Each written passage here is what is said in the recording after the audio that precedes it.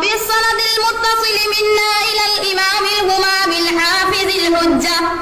أمير المؤمنين في الحديث أبي عبد الله محمد بن إسماعيل بن إبراهيم بن المغيرة بن بردزبة الجعفي اليماني البخاري رحمه الله تعالى تسليما كثيرا. أما بعد فإن أصدق الحديث كتاب الله وأحسن الهدي هدي محمد صلى الله عليه وسلم وشر الأمور محدثاتها وكل محدثة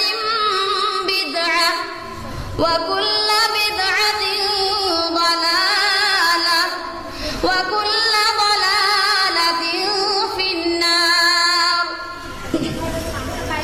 وبالسند المتصل منا إلى الإمام الهمام الحافظ الحجة